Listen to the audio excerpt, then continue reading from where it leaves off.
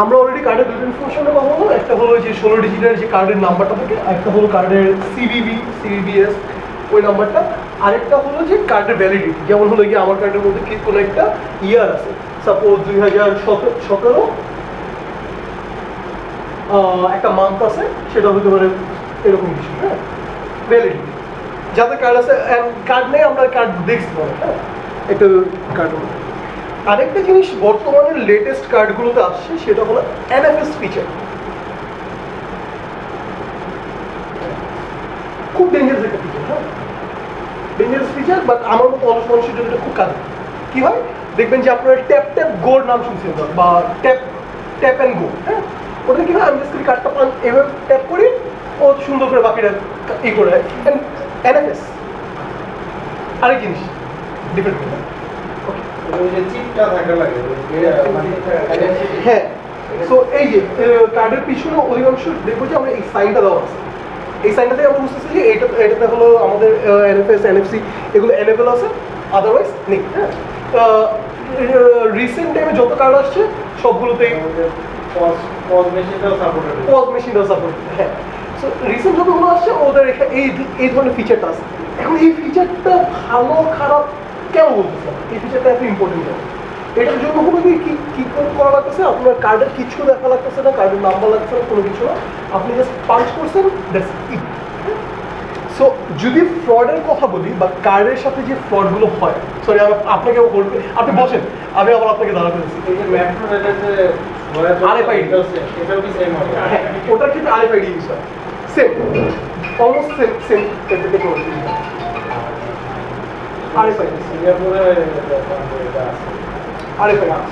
Even হ্যাঁ punch করে, even আমরা অনেকে অফিসে কাজ করি যখন, বা আমরা অনেক জায়গায় হলো গিয়ে কি জানি বলে, সরি আমি আমরা অফিসে কাজ করি, অথবা হলো গিয়ে আমরা হলো গিয়ে বিভিন্ন ইনস্টিটিউট, ইউনিভার্সিটি, কলেজে পড়ি যখন, আমাদের একটা আইডি কার্ড থাকে, এবং আইডি কার্ড দেখবেন যে আপনি আইডি কার্ড পাঞ্চ করে আপনার ইনস্টিটিউটে ঢোকা লাগে।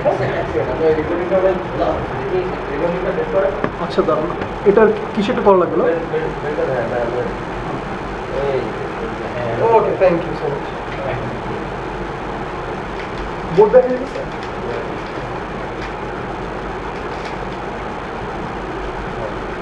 ওকে, থ্যাংক ইউ। আচ্ছা, এখন আমরা এগুলো তো বলতেছি।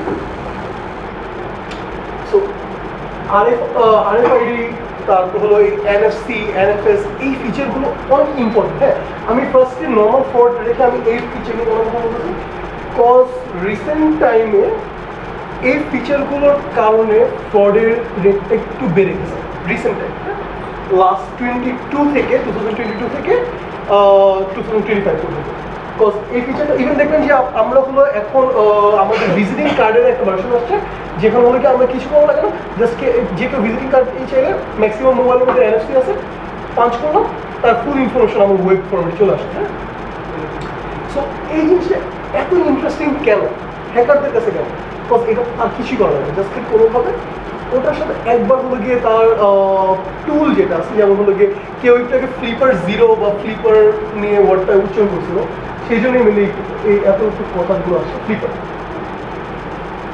যদি আমরা সার্চ করি একটু ওয়েবের মধ্যে, এই ধরনের কোনো কিছু আমরা দেখতে পাই।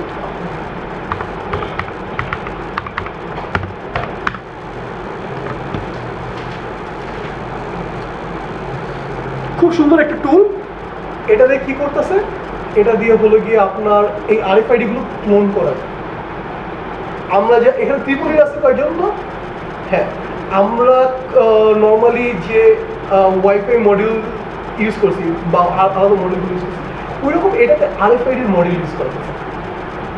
অ্যান্ড আরএফআইডি মডিউলটা কী করতেছে, আরএফআইডি হলো ডিটেক্ট করার জন্য, ভৌত কাজের জন্য। Obviously RFID is a good technology, ওটার জন্য আসছে, বাট এখানে ওই টেকনোলজিটা একটু মিস ইউজ করার ট্রাই করা হচ্ছে, আর কিছু না। সো এই ধরনের জিনিসগুলো আছে। অ্যান্ড অ্যাজ আ সক অ্যানালিস্ট অথবা অ্যাজ আ সিকিউরিটি কনসালটেন্ট আমাদের এই জিনিসগুলো জানা লাগবে যে এইখানে এগুলো ইউজ করে ক্রাইম কী কী হচ্ছে, অ্যান্ড এই ধরনের ক্রাইম থেকে আমাদের সাপোজ অফিসে যারা আছে বা আমাদের আশেপাশে যতজনই আছে তারা কীভাবে সেভ করবে। আচ্ছা, এইটুকু বলবো। আর এখানে হলো কি কার্ড নিয়ে যে জিনিসগুলো হয় নর্মাল আমাদের যে ফ্রডগুলোর মতো আমরা লাস্ট ক্লাস পর্যন্ত ফ্রড নিয়ে অনেক কিছু করছি, ওইরকম অনেক জিনিসপত্র আছে। সো কার্ডের এই ইনফরমেশনগুলো নিয়ে একটু আমরা সিকিউর থাকবো। যেমন আমি ক্লাসের মধ্যে কার্ড দেখাচ্ছি, বাট তখনই আমি বলেছি দুই একটা জায়গায় আমি আঙুল রেখে তারপর দেখাচ্ছি, কারণ এই নাম্বারগুলো যাতে আমার শোকেস না হয়। হ্যাঁ, ইভেন যখন আপনি হলো কি ট্যাপ অ্যান্ড গো বা এই ধরনের ইগুলো করবেন, আমাদের ম্যাক্সিমাম রেস্টুরেন্টগুলোতে, আমি জাস্ট একটু সিকিউরিটি আলোচনা করছি, ম্যাক্সিমাম রেস্টুরেন্টগুলোতে কী থাকে, সিসিটিভি ক্যামেরা থাকে। আমার ইসের জন্য জাস্ট ট্যাপ করার জন্য আমার কার্ড পুরোটা বের করার দরকার নেই। এটা আমার যেভাবে হোল্ডারে আছে হোল্ডারে থাকুক, এভাবে পাঞ্চ করলেও কাজ করতেছে। কজ RFID আছে যেটা আমার এগেনস্টে ইউজ করা যায়, বাট ওই জিনিসটা কারণ আমার খোলা দেখার দরকার নেই। বিকজ ওই ইনফরমেশনগুলো যখন রিলিজ হচ্ছে একটা হ্যাকার মাইন্ডসেট থেকে অনেক কিছু করা পসিবল। হ্যাঁ, এটা নিয়ে আপনি পড়ালেখা করছেন, রাইট? এবার বলেন বাকি ব্যাপার 30 সেকেন্ড বা 40 সেকেন্ডের মধ্যে গুছিয়ে ফেলেন। হ্যাঁ,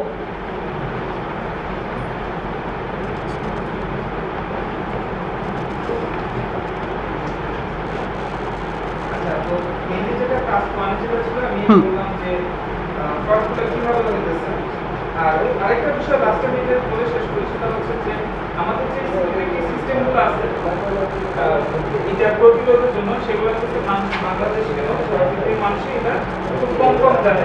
সেটা হচ্ছে মাত্র 3টা জিনিস যেটা মাধ্যমে সরকার থামাতে পারে। সেটা হচ্ছে যে আমাদের যদি পসিবল হয় আমাদের টেকনোলজিতে আপডেট করে RFID টুল অথবা NFC-তে আমাদের আনতে হবে। কারণ কি যে NFC সাপোর্টস হচ্ছে ট্যাপ টু পে, আর আমি যে আগেগুলো বললাম এগুলোতে মোস্টলি হচ্ছে সোয়াইপ করতে হবে, ইনসার্ট করতে হবে অথবা কন্ট্যাক্টলেস পেমেন্টের একটা মেথোডোলজি আছে। মানে আমাদের এই কার্ডগুলোর মধ্যে একটা সেটা ওয়াইফের মতো যেটা ওইটা একটা সিগন্যাল ক্যাপচার করা ইজি হয়, যেটা আমি ফ্লিপার ওয়েবসাইটে লাস্ট ক্লাসে দেখলাম। ওইটাই বলবো। আর সেকেন্ড কথা হচ্ছে যে প্রত্যেকটা ATM হোক সেটা পস মেশিন যেগুলো পয়েন্ট অফ সেল বলা হয়, আর হচ্ছে পেট্রোল পাম্প যেখানে আমরা কার্ড দিয়ে পেমেন্ট করতে পারি, আমাদের প্রত্যেকটা জায়গায় ভালো করে দেখতে হবে যে ওই জায়গাগুলোতে কোনো ফেক কম্পোনেন্ট আছে কিনা, যে ফেক কম্পোনেন্টগুলো এগুলো ক্যাপচার করে। লাইক ব্লুটুথ সিগন্যালের জন্য কিছু মডিউল থাকে যেটা এখনকার লেটেস্ট, ব্লুটুথ সিগন্যালের মাধ্যমে এটা ক্যাপচার করা সম্ভব। ব্লুটুথ আমরা ফোন দিয়ে ডিটেক্ট করতে পারি, আর যদি অন্য কোনো কম্পোনেন্ট থাকে। একটা জিনিস জাস্ট আমি আপনার সাথে অ্যাড করি, যখনই আমরা কোথাও কার্ড পাঞ্চ করতেছি প্রথমবার যদি কার্ড ফেল হয়, হ্যাঁ এই জিনিসটা একটু সিকিউর থাকবো। আমরা কার্ড ইউজার SMS-টা চেক করব। প্রথমবার কার্ড ফেল হলে একটু জাস্ট চেক করবো যে আমার ভ্যালিড SMS-টা ব্যাংক থেকে আসছে কিনা। যদি না আসে সেকেন্ড টাইম ওই জায়গায় আমি কার্ড দিয়ে পে করার বা ট্যাপ করবো ওই সেম ডিভাইসে। বিকজ প্রথমবার যখন এটাকে ক্লোন করার যে টেকনোলজিটা ওখানে অ্যাটলিস্ট 2বারই করা লাগে RFID ক্লোন করার ক্ষেত্রে। হ্যাঁ, সো ওই জিনিসগুলো যেহেতু একটা হ্যাকার এইভাবে করতেই পারে কাজটা, বিকজ ওর স্টেপটা বা ওর এই হ্যাকিংয়ের মেথোডোলজিতে, যেমন লাস্ট দিন আমি একটা বক্স ব্রেক করতেছি, ওখানে আমি সেম টুল উইদাউট এনি কনফিগারেশন আমার 2বার চালানো হয়েছে। অ্যান্ড ওটার পসিবিলিটি এটা যে আমি সিঙ্গেল টাইম ইউজ করে আমি করতে পারবো না। কেন পারবো না?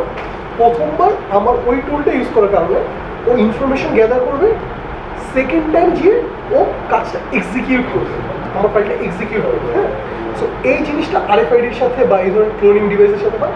So for now until there is any new innovation, just এই জায়গাগুলোতে একটু চেক রাখবো যে আমার কখনো কার্ড পাঞ্চ করার পর যদি ফেলিয়ার হয়, আমি যদি SMS না পাই আমি সেকেন্ড টাইম ওখানে পাঞ্চ করবো। That's for now safety. হ্যাঁ, থ্যাংক ইউ ভাই। আর টাস্ক A থেকে কে ছিল জানি ভাই?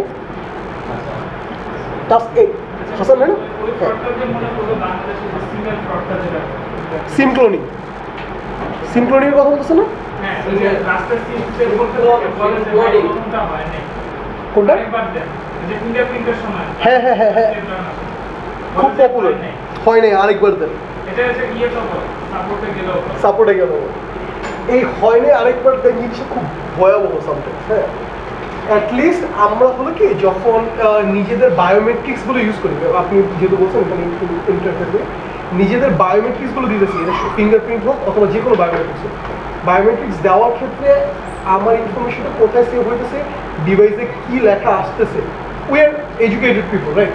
এটা নর্মালি একটা সাপোজ আমি কাউকে ছোটো করে বলছি, বাট নর্মালি একটা মানুষ যে হলো গিয়ে পড়তে পারে না, সে চেক না করলে ওইটা একটা মেক সেন্স করে। বাট আমরা এডুকেটেড হওয়ার পর যখন আমরা কোথাও আমাদের বায়োমেট্রিক্সগুলো ইউজ করতেছি, সেটা যেখানেই হোক না কেন, একটু যদি জাস্ট আমরা খেয়াল না করি যে আমি কোথায় বায়োমেট্রিক্সটা দিতেছি বা আমার ইম্পর্টেন্ট ইনফরমেশন। আমরা লাস্টের দিন PII করছিলাম না, জিনিসটা কি জানি?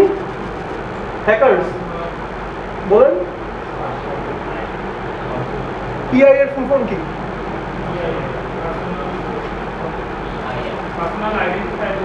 ইনফরমেশন। এরপরের কোশ্চেন অ্যান্সার আপনি দিবেন না, সরি আপনি। PII পার্সোনাল আইডেন্টিফায়াবল ইনফরমেশন, ওটার মধ্যে আমাদের বায়োমেট্রিক্সটা ইনক্লুডেড, অ্যান্ড এই জিনিসগুলো অনেক হাই রেটে সেল হয় ব্ল্যাক মার্কেটে, এবং অনেক হাই রেটে সেল হয়। আপনার বায়োমেট্রিক্স ইউজ করে যে কেউ কোনো ক্রাইম করলো, পুলিশ এসে অন্য কাউকে ধরবে না আপনাকে, অ্যান্ড আপনি ওটার জন্য ব্যয়, ঠিক আছে? যাই হোক, আমরা অনেক কথা বললাম। স্যার আপনি টাস্ক এ থেকে ছিলেন না, গ্রুপ এ থেকে না? থ্রেড ইম্প্যাক্টের টাস্কটা মনে আছে? 1.3.4 টাস্কটা কী ছিল? আচ্ছা, একটা সিনারিও, রাইট? সো আপনার সিনারিও কী ছিল? আপনার সিনারিও ছিল হলো গিয়ে কী ছিল বলেন? না, ওই যে লাস্টের টাস্কটা, টাস্ক 4 এর কথা বলতেছি।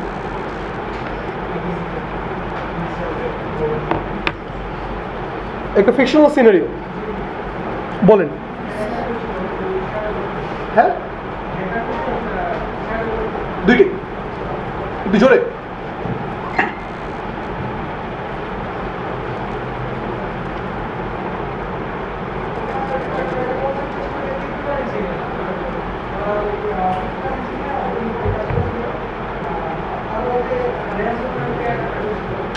আচ্ছা, মাঝখানে একটু পজ দিও। হ্যাঁ, ক্রিপ্টোকারেন্সি, হ্যাঁ, খুব সুন্দর একটা ওয়ার্ড ইউজ করছে, ক্রিপ্টো,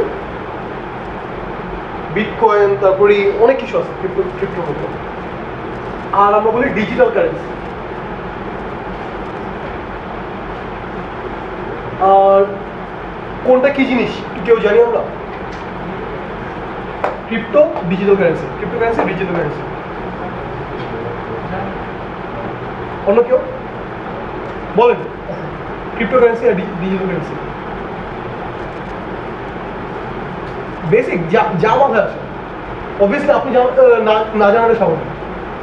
আচ্ছা, আর ডিজিটাল কারেন্সি বলতে আমরা ডিজিটালি এক্সচেঞ্জ করতে পারি। কারেন্সি জিনিসটা তো বুঝি আমরা, টাকা পয়সা দিয়ে দাও বুঝি, and we love money. And আমরা লাস্টের দিন পর্যন্ত যতগুলো পড়ালেখা করছিলাম সেখানে আমরা একটা জিনিস দেখছিলাম যে যতগুলো স্ক্যাম, তারপর হ্যাকিং বা এইগুলো হচ্ছে, এগুলো ম্যাক্সিমামগুলো রিজল্ট কি? Financial gain. সো আমরা অবভিয়াসলি টাকা জিনিসটা বুঝি। টাকা জিনিসটা যখন আমরা ডিজিটাল ফর্মেটে লেনদেন করতেছি, সেটা ডিজিটাল কারেন্সি বলতেছি। যেমন হলো গিয়ে আমি যখন কাউকে আমার সিটি টাচ থেকে, যেমন আমার সিটি ব্যাংক ইউজ করছি, হ্যাঁ, সিটি টাচ থেকে হলো গিয়ে অ্যাপ থেকে আমি জাস্ট একটা ব্যাংক ট্রান্সফার করলাম। আমি জানি আমি যে নোটটা ট্রান্সফার করছি ওই নোটের মধ্যে নাম্বারটা কি লেখা, নোটের মধ্যে নাম্বার থাকে, রাইট? প্রত্যেকটা নোট ইন্ডিভিজুয়ালি ডিফারেন্ট নাম্বার থাকে। আমি কি জানি আমি কোন নোট চেঞ্জ করছি? জানি না। বা বিকাশ থেকে যখন আমি আরেকজনের বিকাশে সেন্ড করলাম, যেমন ওই যে সেদিন হলো আমাদের কে হ্যাক হয়েছিল? হাসান ভাই। কে হ্যাক করছিল? হ্যাকার ভাই, যাই ভাই, হ্যাঁ আমাদের হ্যাকার, ঠিক আছে। তো হ্যাকার, আমাদের হ্যাকার ভাই যখন আরেকজনকে হ্যাক করলো, তখন ট্রান্সফারটা কী হয়েছিল? কোনো নোট, স্পেসিফিক নোট না, ডিজিটালি একটা জাস্ট ডাটাবেসের মধ্যে একটা নাম্বার এক্সচেঞ্জ হচ্ছে। হ্যাঁ, তো ওই জিনিসগুলো digital currency. Even crypto currency is a sort of digital currency. Crypto আলাদা কেন? এনক্রিপ্টেড করতেছে, বাট স্টিল এটা আলাদা, আমাদের নর্মাল কারেন্সির মতো না। নর্মাল কারেন্সি কে প্রিন্ট করতেছে? নর্মাল কারেন্সি প্রিন্ট করতেছে কোনো একটা গভর্নমেন্ট, রাইট? কোনো একটা গভর্নমেন্ট নর্মাল কারেন্সি প্রিন্ট করতেছে। ক্রিপ্টো কারেন্সি কে প্রিন্ট করতেছে? কিভাবে? মেশিন দিয়ে কিভাবে? প্রবলেম সলভ করে। আচ্ছা বলেন, আরেকটু বলেন। ব্লকচেন ওয়ার্ডটা ইউজ করবেন। এই যে একটা পর একটা ওয়ার্ড ইউজ করবেন, আমি কিন্তু শুধু বোর্ডে লিখতে থাকবো। হ্যাঁ বলেন, ব্লকচেন। একটার পর একটা আসতে থাকবে। হ্যাঁ, ব্লকচেন, মাইনিং। আজকে আমরা এগুলো করতে করতে যাবো, আমরা মডেলে ঢুকবোই না। হ্যাঁ বলেন, ব্লকচেন। হ্যাঁ বলেন ভাই, বড় ভাই বলেন। এই তো এরপরে এটাই আচ্ছা মেথড।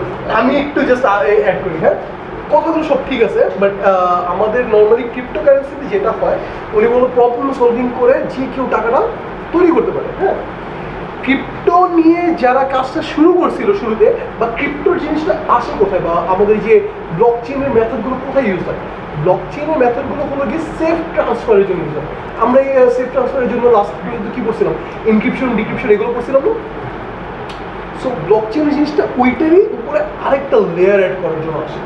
অ্যান্ড ব্লক চেইনের মেথডটা কি, আমরা ছোট্ট করে যেহেতু আমরা সফট নিয়ে কাজ করবো বা হ্যাকিং নিয়ে কাজ করবো, আমাদের একটু জাস্ট করে জানা দরকার ব্লক চেইনের কাজটা কোন জায়গায় হচ্ছে। ব্লক চেইনের কাজটা হচ্ছে এগুলো সেভ করার জন্য। এটার পিছনে কি, এটার পিছনে অনেক মজার মেথডোলজি আছে। আমি আজকে হোমওয়ার্ক দিয়ে দেবো যে আপনি কষ্ট করে ব্লক চেইন পড়েন, বাট আমি হালকা করে বলতেছি এটার পিছনে এটা সেফ রাখার জন্য এটা সেফটি কে এনশিওর করতেছে, বা এটার ইন্টিগ্রিটি। আমরা সিআইএ নিয়ে কথা বলছিলাম না, কি কি ছিল জানি, সিআইএ কি ফুল ফর্ম কি, পিছনে সাদা সাদা সাদা হিজাব করা বলে, সিআইএ ফুল ফর্ম কি? আপনি আপনি হ্যাঁ গুগল করেন, সমস্যা নেই, আমার কাছে গুগল করা নিশ্চিত না। আপনি সিআইএ ইন্টিগ্রিটির যে পার্টটা আছে, হ্যাঁ ইন্টিগ্রিটির যে পার্টটা আছে আমাদের অনেক ইম্পর্টেন্ট একটা পার্ট। বিকজ এখানে যদি একটা চেঞ্জেস হয় অনেক কিছু ঘটায় ফেলা পসিবল। ইভেন যে ডাটাবেজের মধ্যে ইন্টিগ্রিটিটা যদি এদিকে ওদিক হয়, আমার বিকাশের মালিক হলে দেলীয় করা খুবই স্বাভাবিক বিষয়। তার ওই যে ডাটাবেজের মধ্যে নর্মালি সাপোজ 1000 ইউএসডির কারেন্সি আছে, ওটা পরিবর্তে আমি বলবো 2000 ইউএসডি কারেন্সি আছে, শেষ। হ্যাঁ, ওটা 2000 পিছনে আরো কয়েকটা শূন্য থাকলেও আমরা মাইন্ড করবো।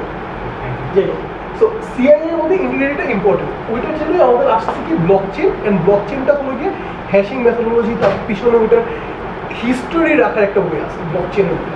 মজার জায়গাটা, আমরা যখন ব্লক চেইন নিয়ে যদি নিজের একটু গবেষণা করি, দেখি হিস্ট্রি রাখার একটা বই আছে, যে হিস্ট্রিটা একজনের কাছে থাকে না। ব্লক চেইনের ইন্টারেস্টিং পার্ট হলো কোনো একটা ব্লকের হিস্ট্রি বা ব্লক যখন ক্রিয়েট হচ্ছে বা চেঞ্জ হচ্ছে, হিস্ট্রিটা সবার কাছে থাকে। মজার একটা টেকনোলজি। হ্যাঁ, অ্যান্ড আমরা যারা ক্রিপ্টোগ্রাফি বা ক্রিপ্টোলজি নিয়ে পড়ালেখা করি, আমরা ব্লক চেইনের প্রতি অনেক ইন্টারেস্ট থাকে আমাদের, ঠিক আছে? সো আমরা একটু ডিসেন্ট্রালাইজ বুঝিনি, ডিসেন্ট্রালাইজ তো ওই জায়গাতে হলো কি আমাদের ব্লক চেইনের কনসেপ্টটা আসে, যেখানে হলো সবার কাছে ইনফরমেশন থাকে। অ্যান্ড ওই রকম যেহেতু ক্রিপ্টোগ্রাফি বা ক্রিপ্টো কারেন্সির মধ্যে আসছে মাইনিংয়ের একটা কনসেপ্টের কথা বলতে একটু ভাইয়া। যখনই আমরা এই ব্লকগুলোর মধ্যে ট্রান্সফারের একটা জিনিস নিয়েছি, ট্রান্সফার বা এক জায়গায় আইপে যাচ্ছে, তারপর হলো গিয়ে ব্লকের সাথে কয়েকটা অপারেশন করেছে, এই অপারেশনগুলোর কিছু কম্পিউটিং কস্ট আছে। কম্পিউটিং কস্ট কি এটা বুঝি আমরা? সাপোজ একটা প্রসেস হচ্ছে, আমরা ইঞ্জিনিয়ার্স না এখানে, সিএসসি সরি ভাইয়াদের ব্যাকগ্রাউন্ডে আমরা সবাই ইঞ্জিনিয়ার। আমরা জানি প্রসেসরের মধ্যে যে প্রসেসগুলো হয় এগুলো কি আমরা কম্পিউটিং কস্ট হিসেবে কাউন্ট করি না। তো এই কম্পিউটিং কস্টগুলো যখন আমরা ব্লক চেইন বা ক্রিপ্টোগ্রাফি নিয়ে কাজ করি, একটু বেশি নর্মাল কম্পিউটিং কস্ট হিসেবে, ওখানে অনেকগুলো ক্রিটিক্যাল অপারেশনসগুলো বা অ্যালগরিদমগুলো সলভ করা যায়। অ্যান্ড তখনই আসে ক্রিপ্টোকারেন্সি। যখন একদম শুরুতে ও চিন্তা করলো যে আমি একটা এই ব্লক চেইন ইউজ করে কারেন্সি ইনভেন্ট করি, কিচ্ছু না, জাস্ট একজনের চিন্তা ক্রিপ্টো কারেন্সি রিয়েল কোনো কিছুই না, রিয়েল এক্সিস্টেন্স করবো। হ্যাঁ, ও একটা আইডিয়া হলো যে আমি একটা কারেন্সি ইউজ করবো, যেটা হলো কি আমরা ডিজিটাল লেনদেনের জন্য করবো। এইটার উপর কোনো সরকারের হস্তক্ষেপ থাকবে না। ইকোনমিক্যালি বা আমরা ইকোনমি থেকে কেউ যদি থেকে থাকি, এটাকে ইকোনমিক্যালি একটা ড্রাস্টিক্যাল একটা চেঞ্জ আছে। অ্যান্ড এটা ম্যাক্সিমাম সরকার প্রথমে ডিনাই করে কজ কারেন্সির উপর থেকে। সরি, আমি এই জায়গাটা আসতে কজ হলো কি আমাদের সরকারের পিছনে কিছু পলিসি এবং পলিটিক্যাল জিনিসগুলো জানা লাগবে কিছু করার। সরকার এই জিনিসটাকে যত ডিনাই করতে পারবে সরকারের জন্য তত লাভ। এবং এই ডিনাইটা যদি না করে, তার মানে সরকারের একটা অথরিটি থাকে আমার কারেন্সির উপর, ওই অথরিটিটা লুজ করতেছে। যখনই আমরা কারেন্সিটাকে ডিসেন্ট্রালাইজ করি বা ডিসেন্ট্রালাইজের কনসেপ্টটা কারেন্সির উপর বসে, তখনই সরকার একটু প্রবলেম ফিল হয় ওটার জন্য। নর্মালি কারেন্সির ক্ষেত্রে মাঝখানে একটু ইতিহাস নিয়ে আমরা, কারেন্সির ক্ষেত্রে ব্যাক এন্ডে কি আছে, আগে মানুষ গোল্ড দিয়ে লেনদেন করতো, তারপর হলো গিয়ে ওটার সাথে ফার্স্টে হলো গিয়ে আমি গুডস টু গুডস আমরা বলি। হ্যাঁ, আমি একটা জিনিস দিলাম, হ্যাঁ এই যে সাপোজ আমার বাসায় চাল লাগবে, ভাই হলো চাল উৎপাদন করে, ভাইয়ের বাসায় হলো কি লাগবে, পানি লাগবে, হ্যাঁ পানি লাগবে, আমি হলো কি ভাইরা বললাম যে আমি এতটুকু পানি দিব, আপনি আমার এতটুকু চাল দিবেন। লেনদেনগুলো ফার্স্টে এভাবে করবে। পরে মানুষ চিন্তা করলে এভাবে তো কোনো একটা ফিক্সড জিনিস থাকে না, লেটস কাম টু ইউনিক বা ইউনিক থিং। পরে দেখলো যে একটা রেয়ার কি জিনিস, রেয়ার জিনিস হলো বা রেয়ার কমোডিটি হলো গোল্ড। মানুষ গোল্ড সিলভার এগুলো দিয়ে লেনদেন করলো, বাট ওই সময় এই জিনিসগুলো লেনদেন করাটা টাফ হয়ে যাচ্ছিল। Then they came to a concept currency. হ্যাঁ, সো কারেন্সির জন্য যে আমরা একটা ইন্ডিয়ান ডলার আছে, আমি তোমার ফুটি করে দিব না, ওটা কি ছিল, যে জাস্ট যে শামুকের ওই যে শেল, আমি শেল ওই ধরনের অনেক কিছু কারেন্সি আস্তে আস্তে নোট পর্যন্ত আসলো। এবং নোট আসার পর বলে কি প্রবলেম কি বা গভর্নমেন্ট কোন যে প্রবলেমেটিক দিচ্ছে, আমি এগুলো সুন্দর ক্যামেরার মধ্যে বলতেছি। যে গভর্নমেন্টের প্রবলেমেটিক জায়গাটা কোন দিকে আসলো কারেন্সির মধ্যে, যে কারেন্সির উপর আমি যত ইচ্ছা প্রিন্ট করতে পারবো। সে আসলে যে আচ্ছা ঠিক আছে সব কিছু আমি কন্ট্রোল করতেছি। আগের কনসেপ্ট ছিল ইভেন ইউএস থেকে শুরু করে সব দেশে কনসেপ্ট ছিল যে আমি গোল্ড, আমার এতটুকু কারেন্সির এগেনস্টে আমার গোল্ড থাকবে। বাট গভর্নমেন্টের এই জিনিসটাতে হলো কি, আচ্ছা গোল্ড আসে আসে আমি একটু বেশি করতেছি আমার মানুষের কন্ট্রোল করার জন্য। এই জায়গাতে আসে ইনফ্লেশন একটা টার্ম আছে। হ্যাঁ, ইনফ্লেশন বুঝি তো মোটামুটি ওয়ার্ডটা বুঝি। হ্যাঁ ভাই, ইনফ্লেশন। হ্যাঁ, ইনফ্লেশন জিনিসটা, এটাতে হলো কি গভর্নমেন্ট কারেন্সি কন্ট্রোল করতেছে প্রত্যেক দেশের গভর্নমেন্ট। ইভেন দেখবেন যে চায়না ইউএস একটা ফাইট চলতে থাকে সারাক্ষণ। যদিও এখনো আমরা ইউএস ডলার যেটা, সেটাকে আমরা ওয়ার্ল্ড ওয়াইড কারেন্সি হিসেবে খুব বেশি অ্যাকসেপ্টেবল বা সবচেয়ে বেশি চালাই। যেমন হলো আমি বাংলাদেশ থেকে যাবো দুবাইয়ে, বাট স্টিল আমি ক্যারি করতেছি কি ডলার, ইউএসডি। আমি কানাডা থেকে যাবো সিঙ্গাপুরে, আমি ক্যারি করতেছি কানাডিয়ান ডলার ছাড়া। সিঙ্গাপুরে যাবো এখন, আচ্ছা ওদের এখানে কানাডিয়ান ডলার এক্সচেঞ্জ করা একটু টাফ হবে, আমি কি ক্যারি করি, USD, world wide accepted. And যখন আমার কারেন্সি অ্যাকসেপ্টেড, আমি তো চাইলে খেলতেই পারি পুরো ওয়ার্ল্ডের সাথে। সো এই জন্যই ওরা ওই জিনিসটা, আমরা মনে করি যে এটা এমনি ইউএসডি দেশ হ্যান্ড দেন বা টপ কান্ট্রি, আমরা এমনি মনে করি, বাট অ্যাকচুয়ালি জিনিসটা এমনি না। এটাকে টপে বা এটাকে এরকম অ্যাকসেপ্টেবল রাখার জন্য ওদের অনেক খরচ এবং ওদের এটা পিছনে অনেক মাথা লাগানো হয়। হ্যাঁ, এখন আপনি চিন্তা করেন ইউএস আর চায়না হলো গিয়ে নিজেদের চাইনিজ যে কারেন্সি সেটাকে বলে আমরা ইয়ান, ঠিক আছে, ইউ অর এ দিয়ে থাকে যে ইয়ান। ওরা ফাইট করে থাকে যে চায়না হলো গিয়ে ওয়ার্ল্ড ওয়াইড হলো গিয়ে নিজেদের যে ঘাঁটি বসানোর ট্রাই করতেছে, এরকম করতেছে। ও চাই যে ওর দেশটা powerful, it's a big country.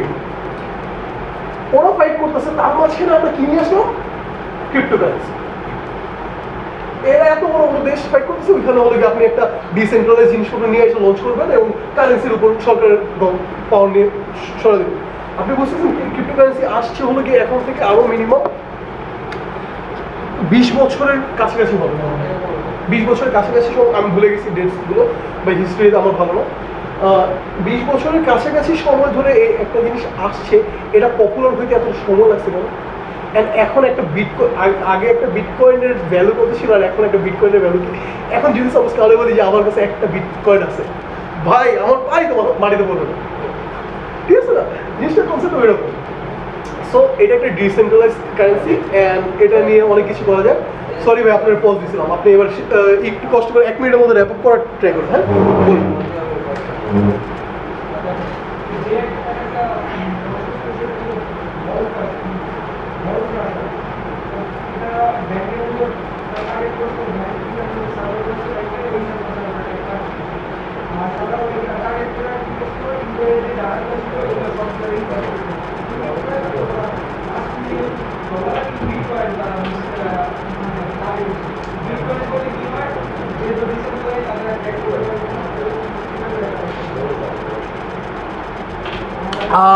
এখানে একটা মাঝে একটু ই করি, ট্র্যাক। আমরা যখনই ক্রিপ্টোগ্রাফির কথা বলি, ক্রিপ্টোগ্রাফি এক ধরনের ট্র্যাকেবল, আবার আরেক জায়গাতে নট ট্র্যাকেবল, দুটো কনসেপ্ট আছে। এইটার মধ্যে যে কস্ট বা ক্রিপ্টোকারেন্সি যে হয় কি বলে, ক্রিপ্টো মাইনিং এর যে কনসেপ্টটা, মানে হলো আমি আমার প্রসেস দিব, তুমি আমাকে ক্রিপ্টোকারেন্সি দাও। হ্যাঁ, জিনিসটা এভাবে ঠিক। আমরা ওই যে মাইনিং এর কনসেপ্টটা বা প্রবলেম সলভিং এর কনসেপ্টটা এখানে আসে যে আমি আমার জিপিইউ ইউজ করতে দিতেছি, আমি আমার প্রসেস সাইকেল দিচ্ছি, তুমি আমাকে ওটার এগেনস্টে কারেন্সি দাও। ওখানে কি থাকে, কিছু ট্র্যাকেবল থাকে, অ্যান্ড এটাকে আনট্র্যাকেবল বলা হয় কি কারণে, বিকজ এটার পিছনে কোথা থেকে কোথায় আসতেছে আপনি চাইলে ওগুলোর জিনিসপত্রকে হাইড করতে পারেন। খুব মজার একটা কাজ। বলেন এখন বিটকয়েন চাইছে, তারপর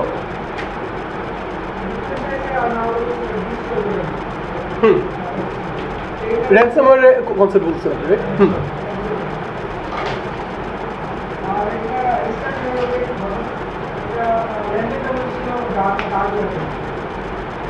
ওকে এটুকুই ছিল ভাই।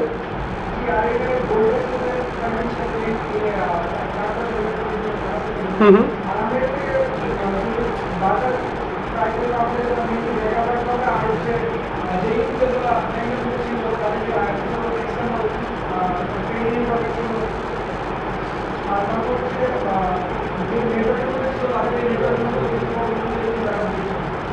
ওকে থ্যাংক ইউ।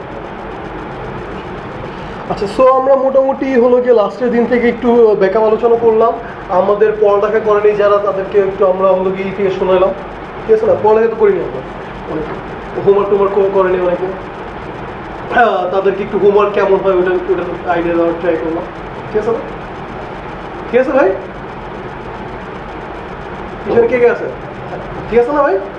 হোমওয়ার্ক কেমন হয় জিনিসটার সাথে একটু পরিচিত হওয়ার ট্রাই করলাম। আমরা হ্যাকার হতে চাই, আমরা সক অ্যানালিস্ট হতে চাই, বাট আমরা হোমওয়ার্ক করতে চাই না। কাজ না করলে ভাই আসবো যাবো সার্টিফিকেট নিয়ে বেরোয় যাবো, সমস্যা নেই। ওকে, আমাদের আজকের সেশনটা হলো কি মেনলি হলো বলতেছে fighters in the war against cyber crime. হ্যাঁ, আমরা যেটা হইতে চাই যে সাইবার ক্রাইমগুলো হবে, বাট আমরা ওদের এগেইনস্টে ফাইট করবো, ঠিক আছে? সেটা বিং আ সক, বিং আ সিকিউরিটি এক্সপার্ট হতে পারে। আচ্ছা, আমি একটু এবার এটাকে ছোট করে দিই, ওটাকে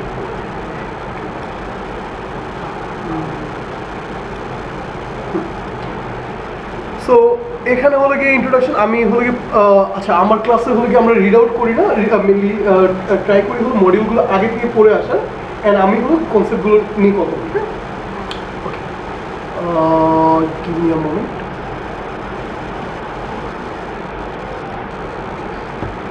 সো এখানে হলো গিয়ে আমাদের কী নিয়ে কথা বলা হতেছে, এখানে বলতেছি যে যারা সাইবার ক্রাইমের এগেনস্টে কাজ করে তাদেরকে নিয়ে কথা বলা হতেছে। এটা কেন শিখবো, অবভিয়াসলি আমরা এই পজিশনে যেতে চাই, এই জন্য শিখবো। এখানে দুইটা জিনিস বলছে ইন্টারেস্টিং, দ্য মডার্ন সক কি সিকিউরিটি অপারেশন সেন্টার। এইটার অ্যাব্রিভিয়েশন কেউ না পারলে ক্লাস থেকে এরপর বের করে দিন, ঠিক আছে? সকের অ্যাব্রিভিয়েশন না পারলে, সরি মাইন্ড করুন। ওকে, সিকিউরিটি অপারেশন সেন্টার মানে এইটাতে কাজ করতেছি আমরা, এইটার মধ্যে বিভিন্ন লেভেলে থাকতেছি, but we need to know the room না। এখানে কি হয়, এখানে হলো কি আমরা সকে কি হয় আপনি বলবেন না? হ্যাঁ, পিছনে সবুজ ভাই, সকে কি হয়?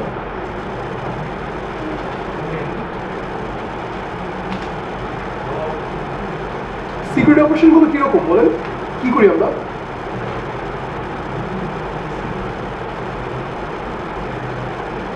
সিকিউরিটি অপারেশন সেন্টার, ওটার মধ্যে মেনলি একটা ডিফেন্ডার বা যে হলো গিয়ে হ্যাক থেকে আটকাবে, তার কাজ কি? কি কাজ? কি বলেন না রে ভাই, লজ্জার কি আছে?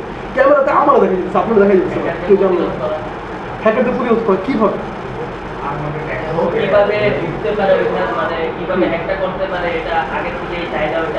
আগে থেকে না। ওকে, আমি সাপোজ হলো কি কম্পিউটার পিছনে বসে বসে আপনার সার্ভারের মধ্যে এরকম কিছু একটা করতে চেয়েছি, আপনি কিভাবে জানেন? আপনি তো আমার ট্র্যাক করতেছেন। লগ অ্যানালাইসিস, খুব সুন্দর একটা কথা বলছেন। হ্যাঁ হ্যাঁ, লগ অ্যানালাইসিস আমি কি করব? টুলস থাকে, যে টুলসের মধ্যে অনেক রুলসগুলো হচ্ছে অ্যাপ্লাই করে রাখতে পারে। ওকে, নেটওয়ার্ক টুলসের মধ্যে যেমন কি আছে? ফায়ারওয়াল আছে, SIEM আছে, IPS। SIEM হলো কি মেনলি একটা ম্যানেজার বা ম্যানেজিং টুল, যেখানে হলো কি সব ডাটাগুলো আসে। খুব সুন্দর একটা জিনিস। হ্যাঁ, প্যাম আছে। তারপর হলো পিছনে যে টুলসগুলো থেকে ডাটাগুলো আসে, ফায়ারওয়াল, IPS, IDS কি সবগুলো লগ থেকে IDS কি বলেন? হ্যাঁ, প্রিভেনশন সিস্টেম। ওকে, অ্যান্ড আমরা কি হব, আমরা হব বিকামিং আ ডিফেন্ডার। হ্যাঁ, একটা তখন যে একটা অফিস বা অর্গানাইজেশনে যে নেটওয়ার্কের ডিভাইসগুলো আছে বা এনফোর্সমেন্টগুলো আছে সেগুলোকে আপনারা অলরেডি ম্যালওয়্যার ট্রেনিং করে এটা 24 আওয়ার বাই 7 মনিটরিং এবং ডিটেকশন এবং প্রিভেনশন। সিন প্রসেস করা হয় ওয়াজা অথবা স্মার্ট। ওরে ভাই ভালো পড়ালেখা করে আসছে, বলেন শুধু এগুলো দিয়ে একটু বিভিন্ন একটু বাংলাদেশে আসলে হচ্ছে বা দেশে বাইরে 24 বিভিন্ন ব্যাংকগুলো এগুলো মনিটরিং করা হচ্ছে। আপনি বলেন, আমি শুনতে চাই, বলেন। এই যে এখানে যেগুলো লিখতেছি না, এগুলো নিয়ে আপনারা রিসার্চ করুন। হ্যাঁ, নেক্সট দিন আসার পর আমি এগুলো নিয়ে পুরো ডিটেলস বলবো না, এগুলো নিয়ে আপনারা এসে আবার বলবেন যে কোনটা কি জিনিস। হ্যাঁ, এগুলো একটু পড়ালেখা করা লাগবে। সিকিউরিটি আপনি হোমওয়ার্ক, এগুলো ইম্পর্টেন্ট হোমওয়ার্ক আপনার জানা লাগবে, এগুলো কি, এগুলোর ইউজ কি। হ্যাঁ, আপনি ব্লক চেইন ভালো করে বোঝা লাগবে। সিকিউরিটির কাছে হলো ব্লক চেইন আমার জানা লাগবে, ব্লক চেইন কি, আমার ওয়াজা কি, ওয়াজা একটা টুল, এটাতে কি করে, কীভাবে কী হয় জানা লাগবে। হ্যাঁ, সরি,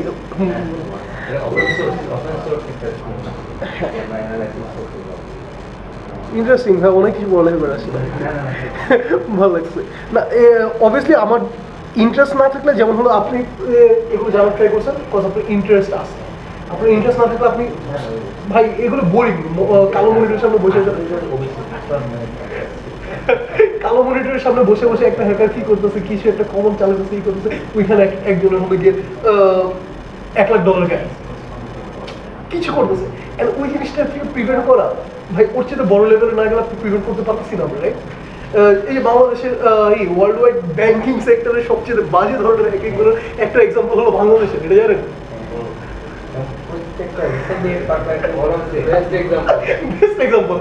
ভাই এত বাজে, এত বোকা কিভাবে হয় একটা ব্যাংকের এমপ্লয়? তার কিন্তু খুব একটা দোষ ছিল না অ্যাকচুয়ালি। আমরা প্রথম দিন থেকে কি বলতেছিলাম, আমি খুব বেশি ফান ওয়েতে বলি, প্রথম দিন থেকে আমরা একটা জিনিসটা বলতেছিলাম কি যে মানুষ হলো সবচেয়ে বড় বোকা প্রাণী, রাইট? কেন বলতেছি? বিকজ যে সোশ্যাল ইঞ্জিনিয়ারিং একটা কনসেপ্ট আছে, ওইটা আসার পর থেকে হ্যাকাররা অবশ্যই গেছে। ওরা কি করতেছে, ওরা হ্যাকিং বা ওই যে টুল কম্পোনেন্ট দিয়ে পড়ালেখা করার বাদ দিয়ে ওগুলো সাইড করছে। অ্যাকচুয়ালি এটা হইতেছে কিন্তু মার্কেটে টুল কম্পোনেন্ট ওগুলো নিয়ে পড়ালেখা কমাই দিছে, ওগুলো নিয়ে পড়ালেখা খুব একটা করে না, করে ওইটারও আলাদা পার্টি আছে। ওগুলোর চেয়ে বেশি বা স্ক্যামগুলো বা ক্রাইমগুলো সবচেয়ে বেশি এই সেন্ট্রিক অনেক হচ্ছে। হ্যাঁ, social engineering, man-made mistake and human made এরকম করে মানুষ ভুল করে। অ্যান্ড ওই মিস্টেকগুলোর প্রফিটটা কে নিতেছে? ওয়ার্ল্ড ওয়াইড সবচেয়ে পপুলার বাংলাদেশে যে হ্যাকটা হয়েছিল, ওটা নিয়ে আমরা স্ট্র্যাটেজি করি। ওখানে যা দেখবো যে একটা মানুষ বেসিক একটা ইমেল চেক করছে, কিছু করেনি, লোকটা দোষ ছিল না। আপনি নর্মাল ওপেন আইসে দেখবেন যে লোকটার কোনো দোষ ছিল না, ইমেল চেক করছে। তার ফল্ট একটাই ছিল, ইমেল চেক করা, যেটা নর্মালি যে কোনো কর্পোরেটের দায়িত্ব যে ভাই আমি you need to check your email. But ওই ক্ষেত্রে একটু জাস্ট ব্রেনটাকে ওপেন রাখা, একটু সিকিউরিটির কনসেপ্টগুলো রাখা। অ্যান্ড ওই জায়গাতে যেমন হলো, আমি আজকে আপনাদেরকে এই জিনিসগুলো বলছিলাম, আপনারা কিছুদিন পর বা শখ হয়ে যাওয়ার পর, প্রথমে বেসিক লেভেলে কাজ করার পর আপনি যখন একটু এক্সপিরিয়েন্স আসবে, আপনারা যে বলবেন যে this is something, this is happen, ইন্ডাস্ট্রিতে এই ক্রাইমগুলো হচ্ছে, ভাই একটু চোখ কান খোলা রাখি। একটা ডিফেন্ডার বা আমাদের এই থেকে আমরা এইটাই বলি, কিচ্ছু বলে না ভাই, চোখ কান খোলা রাখি, একটু বুঝার ট্রাই করেন লিঙ্কে কি আছে, একটু বুঝার ট্রাই করেন। ইভেন রিসেন্টলি শার্ক ট্যাঙ্কের একটা শোয়ের মধ্যে একজন মাইক্রোসফটের এক্স এমপ্লয়, হ্যাঁ, সে নিজে খুব সুন্দর করে বলতেছে মাইক্রোসফটের সে এক্স এমপ্লয়, ভদ্রমহিলার অলমোস্ট 15 বছর সিকিউরিটিতে কাজ করার পর শি ওয়ার্ক ইন সিকিউরিটি। তার সে এই ধরনের স্ক্যামের শিকার, বেশি অ্যামাউন্ট ছিল 5,000 রুপি ছিল, বাট সে এটা নিয়ে খুব বেশি সারপ্রাইজ। অ্যান্ড সে ওটার পর হলো সিকিউরিটি এআই অ্যাড মার্চ করে কীভাবে আরেকটু ওই জিনিসটা সিকিউর করে ওটার উপর কাজ করছে। সো আমার দেখে ভালো লাগছে, আমি ওটা দেখার পর okay this is something interesting. And এই জায়গাতেই আমাদের এইগুলো কাজ করে। হ্যাঁ, সে এতটা ইন্টেলিজেন্স রাখার পর বা সিকিউরিটিতে এতটা ইন্টেলিজেন্স রাখার পর সে পর্যন্ত স্ক্যামের শিকার হলে সাধারণ মানুষ, একটা মানুষ মেল চেক করতেই পারে। ওকে, সো সকের মধ্যে আমাদের কিছু ইম্পর্টেন্ট কম্পোনেন্ট আছে, প্রসেস, টেকনোলজি, পিপল। হ্যাঁ, পিপল আর সামথিং যেটাতে আমি খুব বেশি ফোকাস করি, বিকজ পিপল যারা ডিফেন্ড করতেছি, যারা হ্যাক করতেছে এবং যারা টিমের মধ্যে আছে তারা কীভাবে কাজ করতেছে, এই জিনিসগুলো আমাদের কনসেপ্টটা একটু ভালো করে রাখা দরকার। হ্যাঁ, ওকে। একটু আগে আমরা অনেকগুলো নিয়ে কথা বলতেছি, টায়ার 1, টায়ার 2, টায়ার 3 অ্যান্ড সক ম্যানেজার। হ্যাঁ, একটা অফিসে কি বা একটা সকের ভিতরে কীভাবে কাজ হয়, ধরুন আমি বোর্ডটাকে অনেক মেসি করে দিই।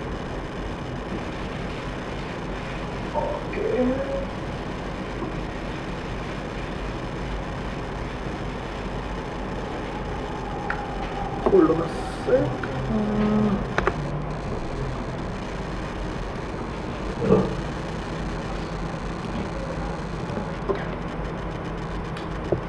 এখানে আমরা হলো গিয়ে বলতেছি একটা ইন্ডাস্ট্রিতে যখন কি হয়, আচ্ছা আপনারা দেখতে পাচ্ছেন এটা কালারটা ঠিক আসতেছে, বুঝলেন?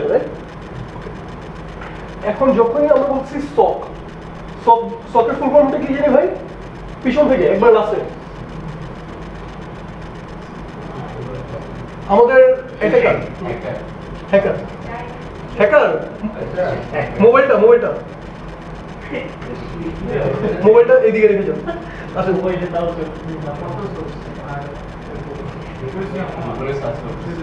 ও গুগল সার্চ করতেছিলেন? ও তাহলে ঠিক আছে, বলেন। মোবাইল নিয়ে যান, আপনি প্রথমে যেটা বলছিল ওটা ঠিক ছিল। ঠিক ছিল? আচ্ছা, নেক্সট টাইম নিয়ে নেবো। সব কি জিনিস বস? আসেন আসেন, না আসেন, মোবাইলটা দিয়ে যাও। হ্যাঁ, আচ্ছা রেখে যান। হ্যাঁ, ক্লাসের পর নিয়ে যান। সকের ফুল ফর্ম কি, তার আগে যান, তার ঠিক সামনে বসা। আপনার 3 বার জিজ্ঞেস করছে, এবার ঠিক আছে, বসেন। ওকে, সকের মধ্যে হবে কি যখনই, and this is a place যেখানে আমরা কি করতেছি, কাজ করতেছি। এখানে যখন আমরা কর্পোরেট নিয়ে কথা বলি, কর্পোরেটের মধ্যে যেরকম হলো গিয়ে ম্যানেজার থাকে, তার আন্ডারে হলো কি টিমগুলো ডিভাইড থাকে, তার আন্ডারে টিমগুলো ডিভাইড থাকে এবং টিমে কাজ হয়। অ্যান্ড এইটা খুব ভালো একটা মেথড, যে কোনো একটা কাজ করলে আমরা কিসের কাজ করবো, টিমে কাজ করবো। ওকে, সো দেয়ার সবকে কয়েকটা লেয়ারে ভাগ করছে। If I am not wrong, একটা হলো আমরা যে কাজ করতেছি। সরি, আমার ডিজাইনগুলো দেখে খুব বেশি সুন্দর হলে বললেন। হ্যাঁ, সুন্দর হয়েছে না?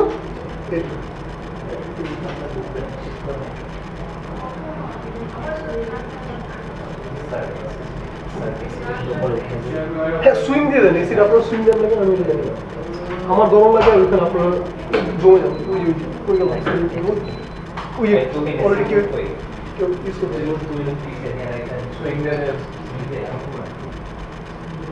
আচ্ছা,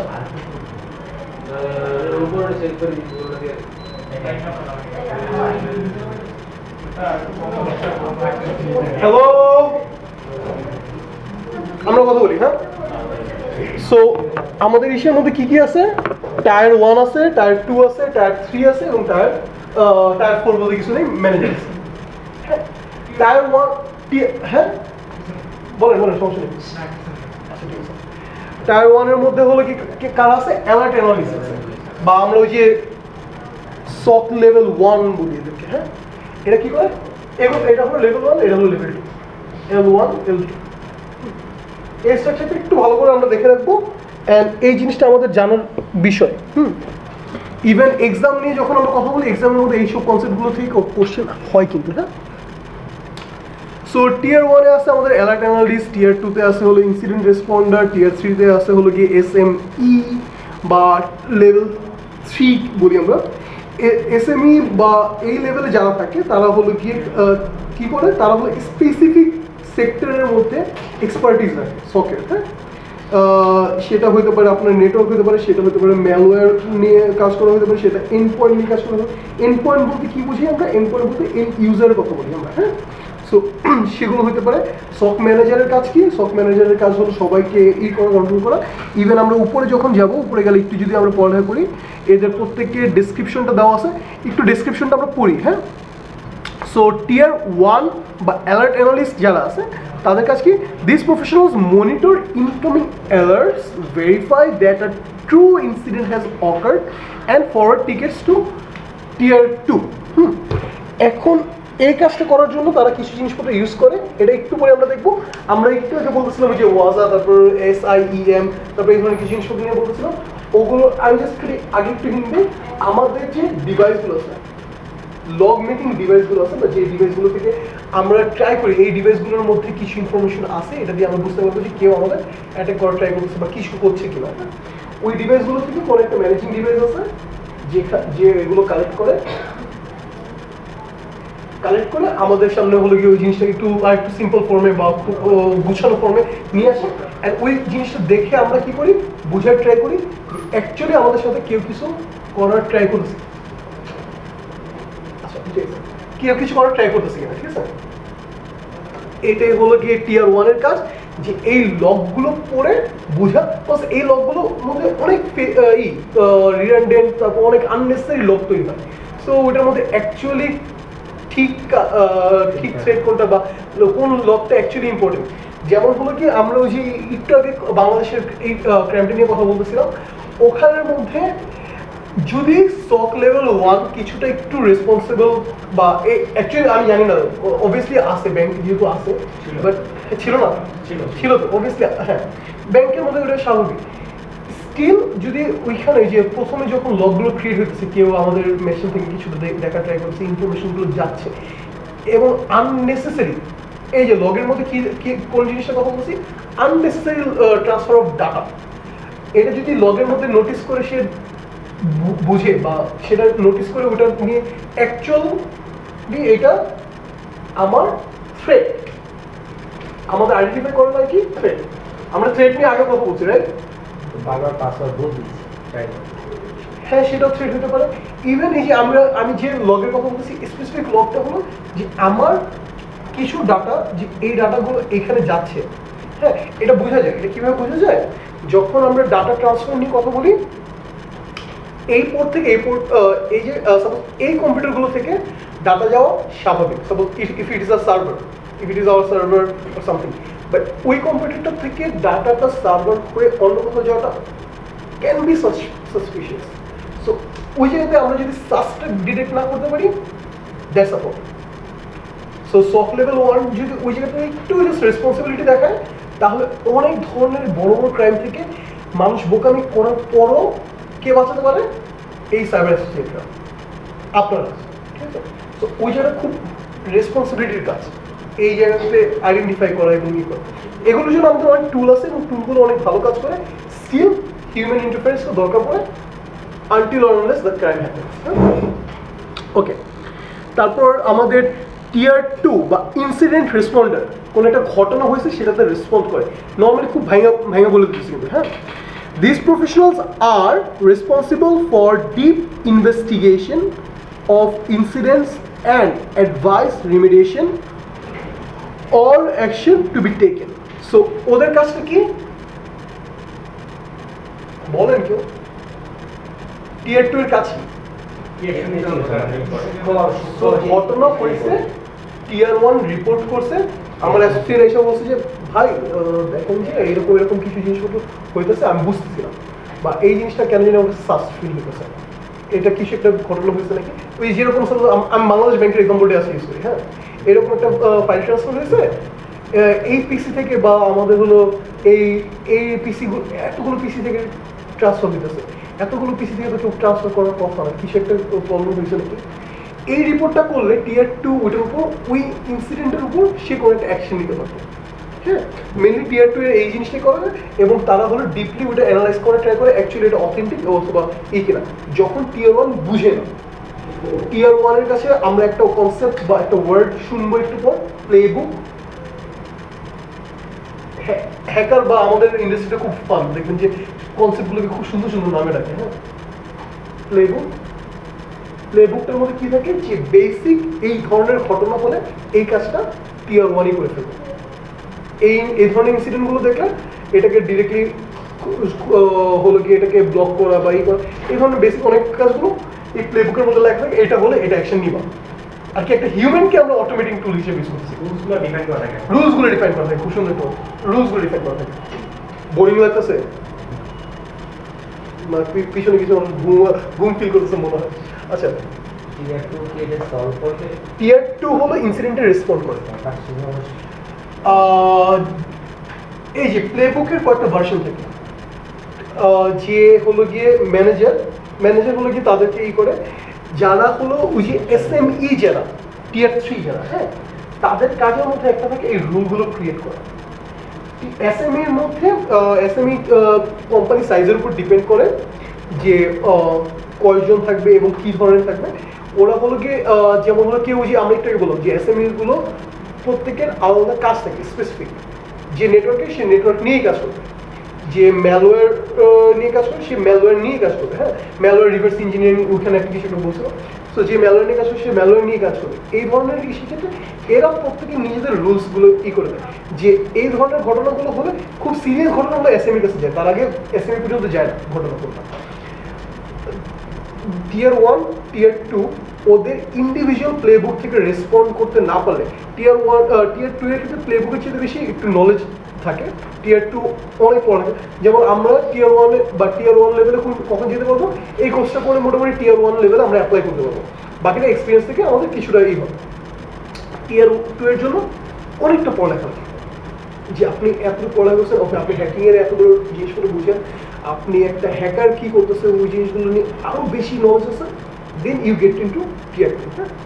সো ওইটা কিন্তু অনেকটা নলেজ ইউজ করে অ্যাপ্লাই করে, এবং টিয়ার 1 এর কিন্তু নলেজটা একটু কম লাগে, বাট অ্যাটলিস্ট ওই যে পড়তে পারা যাবে। টিয়ার 1 এর কাজটা আমি বারবার বলছি যে আমার পড়তে পারা লাগবে, if I can read and if I can understand যে এখানে কী আছে, হ্যাঁ। ওকে, সো আমরা টিয়ার 1 নিয়ে বললাম, টিয়ার 2 হলো ইনসিডেন্ট রেসপন্ডার, টিয়ার 3 হলো ইন্টারেস্টিং কাজ করে এবং সবচেয়ে রেসপন্সিবল একটা কাজ থ্রেট হান্টার বলি আমরা, হ্যাঁ। এরা কি করে, this professionals have expert level skill in network, endpoint threat intelligence, malware, reverse engineering ওয়ার্ডটার সাথে আমরা পরিচিত, RE। আপনারা ইঞ্জিনিয়ার বলেন, রিভার্স ইঞ্জিনিয়ার কি জিনিস? ইন শর্ট, রিভার্স ইঞ্জিনিয়ারিং হচ্ছে যেটা হয়েছে বা যেটা বর্তমানে আছে, আমরা সেই জিনিসটা হওয়ার ব্যাক, মানে ওটা হচ্ছে উল্টাটা বলবো, জাস্ট চায়নার কাজ করবো আমরা, হ্যাঁ। জিনিসটা চায়না কি করে, আপনি হলো কি কোনো একটা ইনোভেশন করছেন, কিচ্ছু করবে না, ওটা কিনে আনবে টুলটা। সাপোজ এই পেনটা আছে, ও পেনটা কিনে আনবে, কিনে এনে আচ্ছা এই পেনটা আমি বানাবো, ওর কাজই হলো ক্লোনিং, এক্সপার্ট জিঞ্জিরা, হ্যাঁ, চায়নার জিঞ্জিরের সাথে পৌঁছাতে যায়। ও এটাকে খুলবে পার্ট বাই পার্ট, পুরো ডিসঅ্যাসেম্বল করবে, and they have really good teams in this করে। ও এটাতে আচ্ছা এই জিনিসটা এরকম, এই জিনিসটাতে এই কোম্পানি ইউজ, এটাতে হলো কি এই পলিমার ইউজ, ও পুরো রিক্রিয়েট করবে। এবং রিক্রিয়েট এমন না যে সব একবার বানাবে, ও ওইটার জন্য পুরো এইভাবে অপটিমাইজড হয়েছে, হ্যাঁ। সো রিভার্স ইঞ্জিনিয়ারিং হলো কোনো একটা কিছু এক্সিস্ট করে ওটাকে ব্যাক ট্র্যাক করে, and it takes skill. Reverse engineering আমাদের হ্যাকিংয়ের মধ্যে কনসেপ্ট আছে, অ্যান্ড এই হ্যাকিং থেকে কনসেপ্টটা অন্য জায়গায় গেছে, বাট নাওয়াডেজ এটা ইঞ্জিনিয়ারিংতে বেশি প্রচলিত। ওকে, প্রোটেকশনের সলিউশনগুলোই হচ্ছে রিভার্স ইঞ্জিনিয়ারিং। Not always. প্রোটেকশনের সলিউশনগুলো রিভার্স ইঞ্জিনিয়ারিং করে করা যায়। আরেকটা জিনিস হলো প্রোটেকশনের মধ্যে আমাদের লেয়ার আছে না, ডিপেন্ড করে প্রোটেকশনটা আমি কোথায় করতে চাইছি। যেমন হলো গিয়ে আমরা নেটওয়ার্কটাকে হলো গিয়ে ওএসআই লেয়ারের মধ্যে ভাগ করি, তো ওইভাবে করে রিভার্স ইঞ্জিনিয়ারিং হয় আমাদের এক্সিস্টিং টুল বা এক্সিস্টিং প্রবলেমের উপর। নর্মালি আমাদের হ্যাকিংয়ের মধ্যে এক্সিস্টিং প্রবলেম হবে বা এই ধরনের প্রবলেমগুলো করতেছে, এই ধরনের একটা ঘটনা হচ্ছে ব্যাক ট্র্যাকিং, যেটা কোথা থেকে হতেছে। যেমন হলো কি আমাদের কখনো যদি সাপোজ অ্যাটাক হয়, অ্যাটাকটাকে যে আমরা বলি ফরেন্সিক করার ক্ষেত্রে আমরা ট্রাই করি ব্যাক ট্র্যাক করা, যে এটা কোথা থেকে আসতেছে। সো রিভার্স ইঞ্জিনিয়ারিংটা অনেক জায়গা থেকে কনসেপ্ট কাজ হবে এবং মজার একটা কনসেপ্ট। রিভার্স ইঞ্জিনিয়ারিং করে বের করা হয়, এক্স্যাক্টলি। আচ্ছা, last but not the least আমাদের আসে ম্যানেজারের কাজই হলো ম্যানেজ করা। সো আমাদের SOC ম্যানেজার কি করে, this professional manages all the resources of the SOC and serves as the point of contact for the larger organization or customer. So SOC manager ওটা হতে পারে আপনার সাপোজ অনেকগুলো ইনস্টিটিউট এবং যারা হলো কি এগুলো নিয়ে কাজ করে, প্রত্যেক হাউসের প্রফেশনাল রাখার এবিলিটি নাই, স্বাভাবিক। সো অনেক সময় হয় এটা বিজনেসগুলো আছে যারা হলো কি এই ধরনের সার্ভিস প্রোভাইড করে, ওদের ক্ষেত্রে হলো কি ওই যে বিজনেসের যে ম্যানেজার আছে সেই সক ম্যানেজার ক্ষেত্রে কাজ করে। আবার কিছু কিছু কোম্পানি যেমন হলো এটা আপনি বলেন গ্রামীণ ফোন, বিকাশ বা বাংলাদেশের পপুলার কোনো বাংলাদেশের এক্সাম্পল দিবেন বাংলাদেশের গভর্নমেন্ট সেন্ট্রাল ব্যাংক বা যেটি বলি ওদের হলো পার্সোনাল সক থাকে এবং ওইখানে হলো কি আবার একটা সক ম্যানেজার থাকে যে হলো কি সক এদের সাথেই করে এবং হলো কি তাদের যে ইন্টারনাল বডিগুলো আছে অডিট অ্যাডমিন প্যানেল যারা আছে ওদের সাথে কনভারসেশন বা ওদের সাথে কমিউনিকেশনের কাজগুলো হ্যাঁ সে হলো কি ওগুলো অনেক অ্যান্ড এগুলোতে ইনকামের যারা হলো কি অ্যাকচুয়ালি হ্যাকিং এর হতে চান এগুলোতে ইনকামের সোর্স ভালো। অ্যান্ড ভাইয়া পিএম প্রজেক্ট ম্যানেজমেন্টে ভাইয়া এই জিনিসগুলো ভালো বুঝতেছে। These are expensive, but these are good. Okay, processes in SOC. SOC এর মধ্যে হলো গিয়ে আমরা অলরেডি যখন বলেন যদি বলেন সরকারি আমরা অলরেডি যখন যে টিয়ার 1 টিয়ার 2 টিয়ার 3 বলছি ওখানে প্রসেসগুলো বলা আছে যেমন হলো টিয়ার 1 কি করেছে monitoring incidents, open tickets, basic threat mitigate করে। হ্যাঁ, তারপর টিয়ার 2 আছে হলো কি আমাদের ডিপ ইনভেস্টিগেশন, অ্যাডভাইজার্স, রিমিডিয়েশন। টিয়ার 3 হলো in depth knowledge, threat hunting, preventive measures. আচ্ছা এগুলো বুঝলাম। জি স্যার 10 মিনিট ব্রেক। আচ্ছা এই মডিউল এই পার্টটা শেষ করে আমরা ব্রেক নিই। হ্যাঁ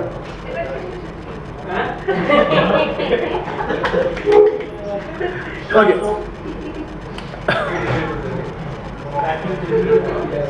আচ্ছা SIEM হ্যালো হ্যাকার্স। ওকে SIEM হলো security information event management system. খুব ইন্টারেস্টিং জিনিস। আমরা সফট লেভেল 1 এ যখন থাকবো বা টিয়ার 1 হ্যাঁ আমি সফট লেভেল 1 বলতে টিয়ার 1 এর কথা বুঝে। তো সফট লেভেল 1 এ যখন থাকবো তখন আমরা যে টুলগুলো নিয়ে কাজ করবো তাদের মধ্যে একটা হলো SIEM। ওটা কি করে ওটাতে হলো গিয়ে আমাদের যত ডিভাইসগুলো আছে ডিভাইসগুলো থেকে জিনিসগুলোকে একত্রিত করে আমাকে একটা ম্যানেজমেন্ট ফিচার দেয়। হ্যাঁ ও কি করে event collection, correlation analysis, security monitoring, security control, log management, vulnerability assessment, VA, vulnerability tracking এবং থ্রেট ইন্টেলিজেন্স নিয়ে কাজ করে। হ্যাঁ ও হলো কি ওই যে আমরা একটু আগে বলছিলাম যে সব জায়গা থেকে নিয়ে আমাকে একটা জায়গায় ম্যানেজেবল একটা ফরম্যাটে নিয়ে আসে।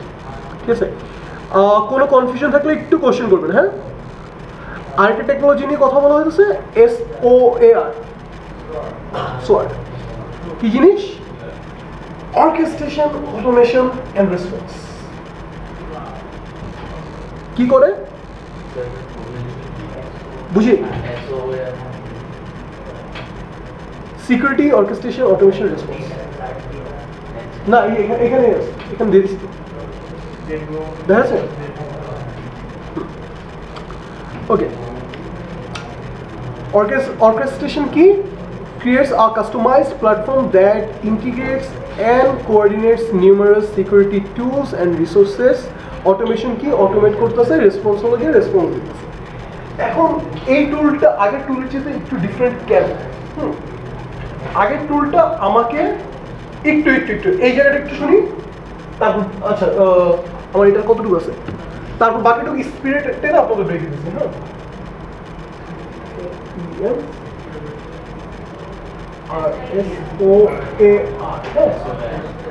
দুটো জিনিস খুব ইন্টারেস্টিং বলছে। SIEM কি করে? হ্যালো হ্যাকার্স, SIEM হলো গিয়ে আমাকে সবকিছু একত্র করে একটা জায়গায় দিয়ে দিতেছে। ও ওটার উপর এক্সট্রা কিছু কাজ করে না। SOAR কি করে? ও কিছু টেকনোলজি ইউজ করে, কিছু ইন্টেলিজেন্স ইউজ করে এবং কিছু স্ক্রিপ্টস ইউজ করে। হ্যাঁ ওয়ার্ডটা শুনে স্ক্রিপ্ট কি জিনিস? আমরা এর আগে দিন স্ক্রিপ্ট কিটির কথা বলছিলাম কিছু, রাইট? সো ও হলো কি এই টুলটা কিছু স্ক্রিপ্টস ইউজ করে টু অ্যানালাইজ দ্য লগ। ও কি করবে? ও এখানে হলো কিছু অটোমেশন অটোমেটিক্যালি টিয়ার লেভেল 1 এর যে কাজগুলো আছে সেটার ম্যাক্সিমাম কাজ বা একটা হিউজ অ্যামাউন্ট অফ কাজ ও কমায় দেবে। অলমোস্ট 30 to 40% কাজ ও হলো কি আপনি একা বসে প্রত্যেকটা লগ কি পড়তে থাকবেন? ইম্পসিবল। এক্স্যাক্টলি। সো SOAR যেটা করে ওইখানে অনেকটা কাজ কমে এনে আপনাকে ইম্পর্টেন্ট জিনিসগুলো দেখাবে। হ্যাঁ ওইখানেও বলে ফলস ইনফরমেশন থাকবে বাট ও অনেকটা কমে আনে জিনিসটা। ঠিক আছে, সো এটা গেল সিকিউরিটি প্ল্যাটফর্ম। এটা হলো কি যে অ্যালার্ম দেয়, এটা করে প্রত্যেকটা টায়ারে কিছু কন্ট্রিবিউশন করে। হ্যাঁ প্রত্যেকটা টায়ারে কিছু কন্ট্রিবিউশন করে। এখানে কিছু কনসেপ্ট আছে, সকের কিছু ম্যাট্রিক্স আছে, dwell time, MTTD, MTTR, MTTC আর টাইম টু কন্ট্রোল। হ্যাঁ, ডুয়াল টাইমটা কি জিনিস? The length of time that threat actors have access to a network before they are detected and their access is stopped. বুঝছেন কিছু কি জিনিস?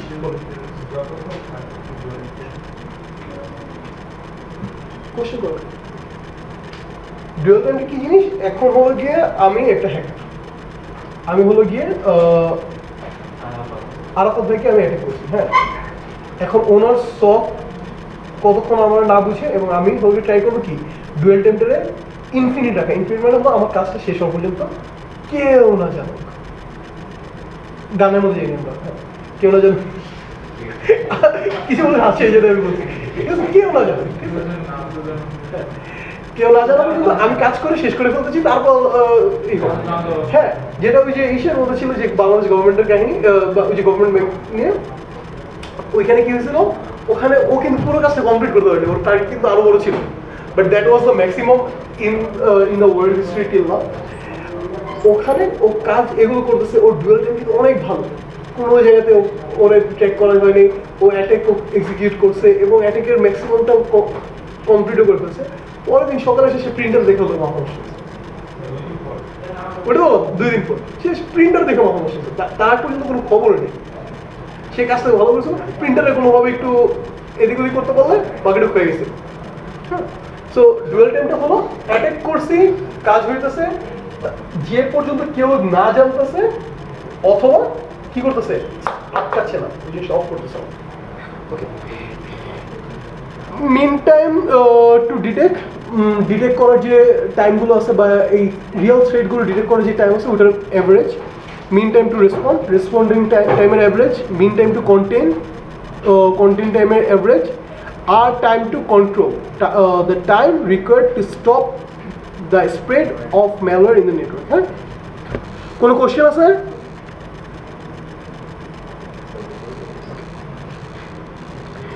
এন্টারপ্রাইজ এন্ড ম্যানেজমেন্ট সিস্টেম বুঝি নাই, সমস্যা নেই। আচ্ছা, এন্টারপ্রাইজ এন্ড ম্যানেজ আছে, এখানে অনেক কিছু কনসেপ্ট নিয়ে বলা হইতেছে, কি কি অপশন আছে অলরেডি। তারপর ডেভসেক অপস, এখানে হলো কিছু কনসেপ্ট আছে, এগুলো আমরা একটু দেখবো। হ্যাঁ হ্যাঁ, আচ্ছা, এখানে বলতেছে ডেভসেক অপস হলো ডেভঅপস, তো আমরা বুঝি ডেভঅপসের সাথে সিকিউরিটি লেয়ার। দ্যাট মিনস ডেভঅপসের যে টিমটা আছে সেটার মধ্যে দুই ভাবে ডেভসেক অপস নিয়ে আমরা কথা বলি। একটা হলো গিয়ে ডেভঅপস টিমটাকে সিকিউরিটি অ্যাওয়্যার করা পুরোটাকে, যেটা নর্মালি করা হয়, তার সাথে সাথে ডেভঅপস টিমের মধ্যে সিকিউরিটির person, like tier 1 or tier 2 security পার্সনদেরকে।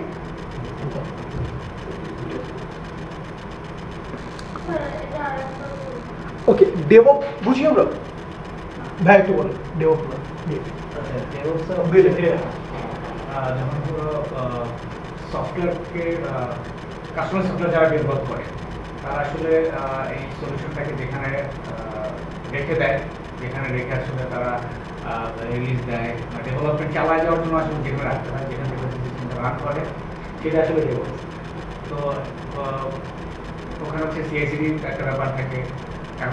আমি যদি আর শর্টলি বলে হচ্ছে গিটল্যাব কিনা হচ্ছে এটা সবচেয়ে ভালো একটা example. So development and operations, এটা কম্বাইন করলে আমরা ওটাকে ডেভঅপস বলতেছি। ডেভেলপমেন্টের অনেক ধরনের সাইকেল আছে বা অনেক ধরনের আছে, যেমন অ্যাজাইল একটা ফরম্যাট, তারপরে এই ধরনের আরও কিছু ফরম্যাট আছে, ওরা ওই ধরনের লাইফ সাইকেল নিয়ে কাজ করে, খুব সুন্দর লাইফ সাইকেলসগুলো নিয়ে কাজ করে। তো ডেভঅপ টিম হলো যারা এই পুরো ডেভেলপমেন্টের লাইফ সাইকেলে বিভিন্ন লেয়ারে বিভিন্ন টিম কাজ করতেছে। ইন শর্ট, এখন ডেভঅপসের মধ্যে যদি আমরা সিকিউরিটি অ্যাড করি, এটা কি হচ্ছে, এটা হলো কি আমাদের পরের অনেকগুলো ঘটনাকে একদম জিরো লেভেলের মধ্যে একটু সেভ করে ট্রাই করা। বিকজ একটা সফটওয়্যার ওটার মধ্যে হলো গিয়ে ডেভেলপমেন্ট টিম হলো গিয়ে সে ডেভেলপ করা যায়, সে তো সিকিউরিটি নিয়ে অত বেশি কনসেপ্ট থাকার কথা না। ইভেন আপনি নর্মালি যতগুলো ডেভেলপমেন্ট দেখবেন, ও ডেভেলপ করতেছে, এটা বাই এনি চান্স আপনি একটা নর্মালি আমরা টেস্টার বলি, হ্যাঁ টেস্টার বলতে কিছু কনসেপ্ট আছে যারা টেস্টিং করে, হ্যাঁ সফটওয়্যারগুলো টেস্টিং করে।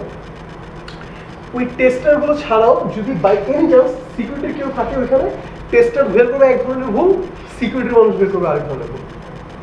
সিকিউরিটিকে ডেভঅপস টিম একটু আর কি এটারে ডেভসেক অপস করতে একটু ভয় পাবে বা একটু ফিল করে, ওদের কাজ হলো গিয়ে এরা বাড়াবে, কমাবে, ঠিক আছে? বাট এইটা হলে ইন ফিউচার যারা এই যে এই সফটওয়্যারগুলো ইউজ করবে তাদের সিকিউরিটিটা অনেকটা বেটার হয়ে যায় শুরুতে। সো ওই জায়গাটাতে কাজ করে এরা সিকিউরিটিটা এনহ্যান্স করার জন্য। হ্যাঁ, সিকিউরিটি ভার্সেস অ্যাভেলেবিলিটি, এগুলোকে কিছু টাইমিংয়ের কথা বলছি একটু আগে, আমরা যে কিছু টাইমিং নিয়ে পড়লাম না, কি জানি ডুয়েল টাইম, তারপরে এমটিটি, MRC, এগুলো ওই জিনিসগুলোকে হলো কি যে দেখবেন যে আপনাদের কিছু ওয়েবসাইটের নিচে দেওয়া থাকে যে ওদের এই টাইমিংটা এইরকম, ওই টাইমিংটা এরকম 39, 49, 59 বলে, ওগুলোর মিনিংটাকে অ্যাকচুয়ালি যদি ইসের মধ্যে আসি যে আমাদের সার্ভিস অফ থাকবে এত, অফ থাকে এত পার্সেন্টেজ, টায়ার থাকে, ওইখানে আমাকে ও বলে দিয়েছে যে আমার এই সাপোজ হলো কি বলতেছি যে আমি হলো কি আমারই হলো 59 মানে হলো 99.999%, and 59 এর মিনিংটা কি? 59 এর মিনিং যেমন হলো গিয়ে এখানে হলো গিয়ে 5 মিনিট, 5.256 মিনিট, মানে ও ডাউন টাইম বছরের মধ্যে এতটুকু টাইম। হ্যাঁ, এরকম ভাবে হলো কি 59, 79, 69 এগুলোর কিছু মিনিং আছে।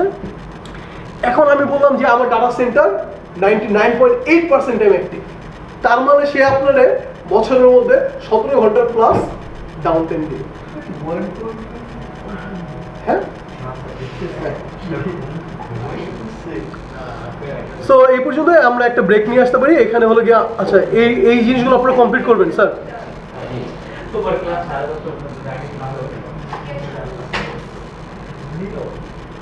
স্যার ব্রেক নিয়ে আসেন, ব্রেকটা হলো গিয়ে আপনাদের 10 মিনিট, 9টা 10 শুরু হবে।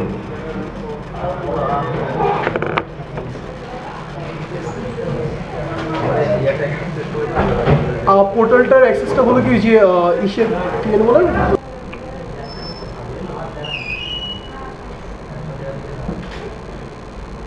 ওকে ইনস্টল হওয়ার পর আমরা কি করতেছি, আমরা হলো গিয়ে ভার্চুয়াল বক্সে ঢুকবো।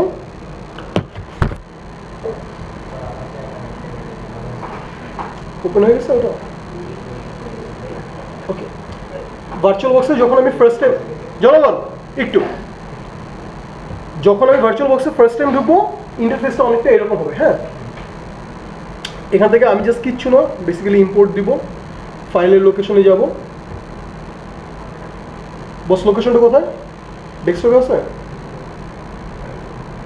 হ্যাঁ, ওই যে OBS চিন্তা করেন ফোল্ডারের নাম ওবিএ দিয়ে রাখছেন আপনারা। আচ্ছা, সো এইভাবে করে যে কোনো একটা, আমাদের দুইটা মেশিন আছে, ছোটো কোনটা? সিকিউরিটিটা ছোটো না?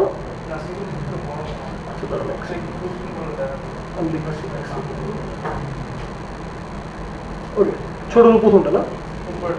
ওকে, সো আমরা কি করতেছি, এই প্রসেসটা দেখেন, কালকে সবার মেশিনে ইনস্টল থাকা লাগবে মাস্ট, ঠিক আছে?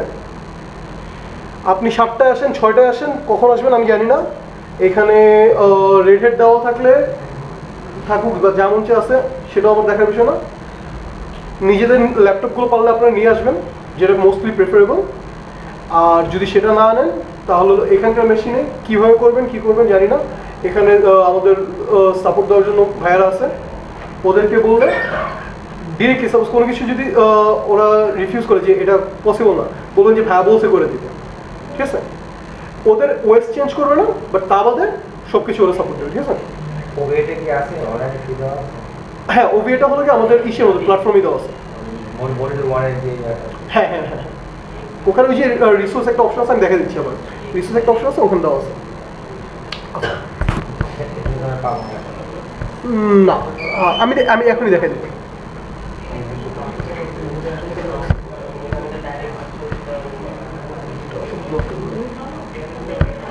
ওকে, সো আমরা কি করতেছিলাম, আমরা হলো গিয়ে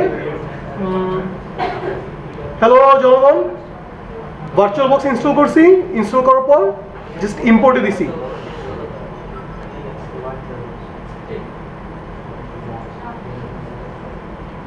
ইম্পোর্টে দিছি, ইম্পোর্ট দেওয়ার পর হলো লোকেশনে গেছি, লোকেশনে গিয়ে জাস্ট ফাইলটা চুজ করছি। হ্যাঁ, ডেস্কটপের মধ্যে ওভিএ যেখানে রাখেন সেখান থেকে হলো কি আমরা জাস্ট ফাইলটা চুজ করে দেখাই দিছি, ওপেন করতে বলছি।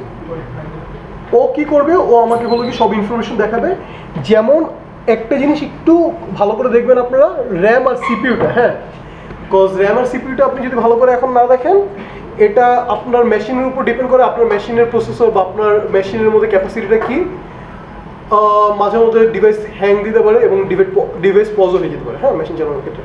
কজ ভার্চুয়ালাইজেশনের কনসেপ্টটা কি, ভার্চুয়ালাইজেশনের কনসেপ্টটা হলো একটু এরকম যে আমার মেশিনের মধ্যে যা আছে ও ওইটারই একটা পরিমাণ রিসোর্স যেটা আমি অ্যালোকেট করে দিব, ওটা এই মেশিন চালানোর জন্য ইউজ করবে। সাপোজ একটা এক্সাম্পল ধরি, আমার মেশিনের মধ্যে হলো গিয়ে আটটা সিপিইউ আছে। হ্যাঁ, সিপিইউর মধ্যে 8টা কোর আছে, থাকতেও পারে 8টা সিপিইউ, সমস্যা কি, ক্লাস্টার করে দিছি, ভুল হতে পারবেন না ভাই, আমি ইঞ্জিনিয়ার। ওকে, সো আমার 8টা কোর আছে। এখন হলো কি আমি চাচ্ছি এই 8টা কোরের মধ্যে 8টা কোর আছে, আর হলো কি সাপোজ আমি 2টা এক্সাম্পল দিতেছি বিকজ এই দুটো খুব বেশি ইম্পর্টেন্ট। আমার কাছে র্যাম আছে হলো কি 24 জিবি, ঠিক আছে, হ্যালো 24 জিবি। এখন আমি এটার মধ্যে হলো কি 500টা ভার্চুয়াল মেশিন চালাতেছি, যে আমার এই রিসোর্স, আমার মেন মেশিন একটা লিমিটেড পরিমাণ হলে চলবে, বাট আমি ওটার মধ্যে ভার্চুয়ালাইজেশন করবো। যেমন একটা এক্সাম্পল দিই, যখন আমি নিজে পার্সোনালি পেন টেস্টিং শুরু দিয়ে শিখতেছি, তখন আমার কি করা লাগতো, আমি হলো গিয়ে অনলাইন প্ল্যাটফর্মে যেতে বেশি আমি আমার নিজের মেশিনের মধ্যে হ্যাকিং অ্যাক্টিভিটিসগুলো প্র্যাকটিস করতাম। ঠিক আছে, তখন কি করতাম, আমি হলো গিয়ে সাপোজ ভালেন হাব বা অন্য কোথাও থেকে একটা ওয়েস নামাইছি বা একটা মেশিন নামাইছি, আরেকটা হলো কি কালি মেশিন, আমার মেন মেশিন উইন্ডোজ। এখন আমার মেন মেশিন যেমন উইন্ডোজ, হ্যাঁ, বাট আমি ইউজ করতে সাপোজ কালিতে, অ্যান্ড হলো কি আমার একটা ভিকটিম মেশিন নামাইছি, সাপোজ মিস্টার রোবট বলি না, মিস্টার রোবট অন্য একটা, এটা হলো আমার ভিকটিম মেশিন, ভিকটিম। এখন আমি কি করবো, আমার মেন রিসোর্স লাগবে কোথায়, এটা হলো কি আপনার নিজে বুঝে লাগবে যে আমার কি লাগতেছে, কোথায় লাগতেছে। মেন রিসোর্স লাগবে হলো কি আমার এই machine, because this is the attacker machine, অথবা এই জায়গাতে হলো কি আমি কাজগুলো এক্সিকিউট করবো, এই মেশিন অ্যাক্টিভ থাকলেই চলে। সো আমি কি করলাম, আমি হলো এটাকে 1 কোর দিতেছি, প্লাস র্যামের মধ্যে দিতেছি হলো 1 জিবি পুরো দিতেছি না, হাফ জিবি, 0.5 জিবি, একদম মিনিমাম, জাস্ট ও সার্ভিসগুলো অন রাখতে পারলে চলে, ও কাজ করতে পারলে চলে।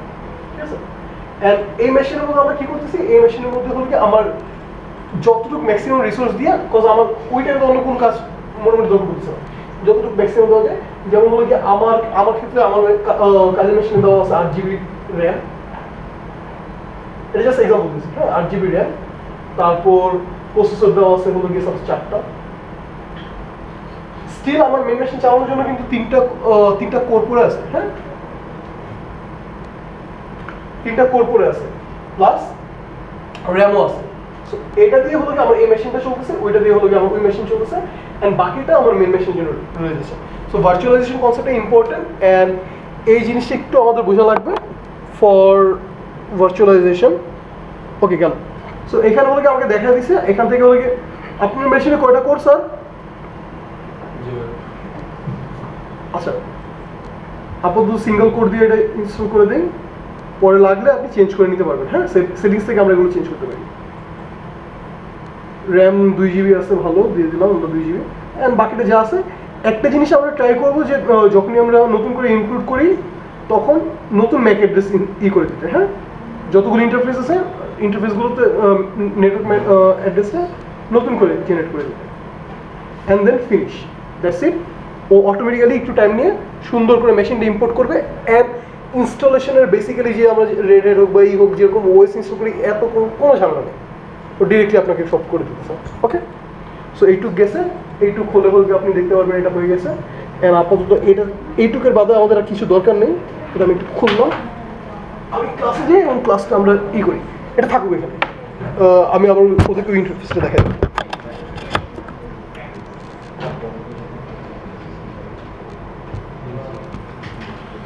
ওকে, আমাদের ক্লাস দেখা যাচ্ছে।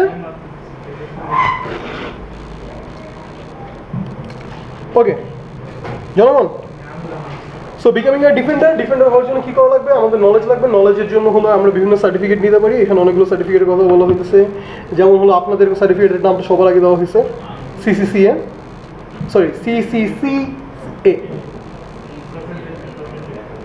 না 3টা CCCC করলাম না, ISC2 এটা আমার আছে, তারপর হলো গিয়ে কমশিয়ার আছে, GIX আছে, এ ধরনের কিছু সার্টিফিকেশন আছে। এটাকে আমাদের ইসের জন্য আমরা এগুলো অলরেডি কথা বলছি, রাইট? যে আমাদের কী কী নলেজ লাগবে, আমাদের হলো প্রোগ্রামিং জানা লাগবে, আমাদের হলো সিস্টেম জানা লাগবে, আমাদের হলো নেটওয়ার্ক জানা লাগবে। এগুলো না জানলে আমরা কী করতে পারবো না, কাজ করতে পারবো। হ্যাঁ, আপনি নর্মালি অন্য কোনো ইন্ডাস্ট্রিতে আপনার জাস্ট একটা জিনিস জানলে হয়, ইভেন ডেভঅপসের মধ্যে একটা ফ্রেমওয়ার্ক জানলে you are good to work. But আমাদের ক্ষেত্রে একটা জিনিস জেনে শেষ হয় না, আমাদেরকে কয়েকটা অ্যাজ আমরা হোল সিনারিতে একটা birds I point of view থেকে কাজ করবো। সো আমাদের অনেক কিছুই জানা লাগে, অনেক আহামরি জানা লাগে না, বাট ইউজ করার মতো যে আমি কাজ করতে পারি এবং আমি বুঝি। একটা hacker is someone who is an expert of development but is expert of finding bugs. Differentiating ফ্যাক্টরটা ওই জায়গাতে, ঠিক আছে? আমাদের কাজ হলো প্রবলেম খুঁজে বের করা। ওকে, সোর্স অফ ক্যারিয়ার, অনেক ধরনের ক্যারিয়ার আছে। ক্যারিয়ার কীভাবে তৈরি করবেন সেটা নিয়ে আপনারা একটু রিসার্চ করবেন। তারপর গেটিং এক্সপিরিয়েন্স হলো কি আপনারা অনেকভাবে করতে পারেন, স্কলারশিপ করতে পারেন, আপনারা প্রজেক্ট কাজ করে তারপরে এই ধরনের বিভিন্ন করে আপনি এক্সপার্টিস দেখাতে পারেন। ফার্স্ট জব পাইছেন, কংগ্রাচুলেশনস। এই পর্যন্ত আমাদের এটা শেষ। অ্যান্ড লাস্টের জিনিসটা এই কারণেই হলো কি আমরা এগুলোতে এত টাইম দিতে পারতেছি, বিকজ আমাদের আজকে এইখানে পড়ালেখাটা একটু কম। Fight in the war against cyber crime summary, এখানে হলো কি সামারি দেওয়া আছে যে আমরা এগুলো পড়ালেখা করছি। এখানে টেস্ট আছে, কষ্ট করে আমাকে হলো কি সবাই, আপনাদের কয়েকটা কাজ আছে আজকে, হ্যাঁ বেশি কাজ নেই। আগের কাজটা নেক্সট দিন আমি দেখবো, হ্যাঁ আগের টাস্কটা, হ্যাঁ একটু সবাই প্রত্যেকে হ্যালো বাস। ওকে, আগের কাজটা সুন্দর করে খাতায় লিখে আপনারা হলো ডক ফাইল। হ্যাঁ, আমরা CSE বা আমরা কম্পিউটার কাজ করতেছি, ডক ফাইল বেটার। আপনি ChatGPT মারেন, যা মন যা মারেন, কাজটা কী হবে জানেন? আপনি কীভাবে করতে স্যার ওটা নিয়ে আমার কোনো মাথা নেই। কাজটা হবে আপনি যা লিখছেন আপনি ওটা জানেন কিনা, আসার পর যেটা করবো আমরা গ্রুপ এ কয়জন আছি আমরা? গ্রুপ বি, সি, এমন কেউ আছে গ্রুপে নেই? এই ভাই দুজন ছাড়া আপনি গ্রুপে নেই? হ্যাঁ নাম বলো। হ্যাঁ ভালো লাগে।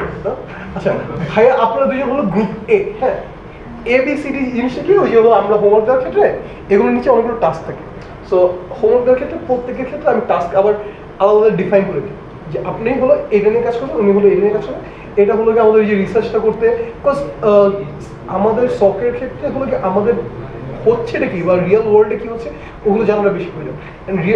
এখানকার টাস্কগুলো খুব মজার, আমি নিজেও দেখছি রিয়েল ওয়ার্ল্ড রিলেটেড। সো আমি ওইভাবে করে টাস্কগুলো লিখে দিই, ওগুলো করতে ভালো লাগে, খুব একটা খারাপ লাগে, একটু সময় করে ট্রাই করি। হ্যাঁ আচ্ছা, আমাদের মেশিনটা কি ইনস্টল হয়ে গেছে? অলমোস্ট হয়ে গেছে, ওটা হয়ে যাক। অ্যান্ড আজকের ক্লাস আমরা হলো গিয়ে এই পর্যন্ত। হ্যাপি?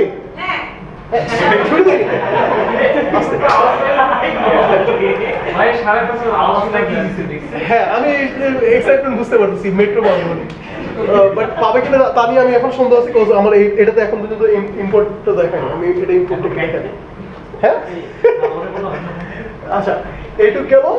অ্যান্ড আপনাদের দুইটা টাস্ক আছে, কষ্ট করে সবাই খাতায় লিখে নেন। ওয়াজ আ ব্লকচেন, সবাই আমার এটা নেক্সট দিন এক্সপ্লেন করবে ইন্ডিভিজুয়ালি। ব্লকচেন কোনটা কি জিনিস, কি কনসেপ্ট, এটা নিয়ে একটু পড়ালেখা করবেন। হ্যাঁ পড়ালেখা করার জন্য ভাই আমাদের সিকিউরিটিতে কাজটা হলো কি আহামরি জিনিস হিসেবে বেশি পড়ালেখা লাগে, জিনিসটা বোরিং লাগে পড়ালেখা করতে। বাট এই পড়ালেখা করার পর কিছুদিন পর যে যখন আপনি হ্যান্ড অন করতেছেন বা অনেক কিছু করতে পারতেছেন, জিনিসটা মজা লাগে। উনি পুরো রেডি, ব্যাগ বসে ফেলছেন।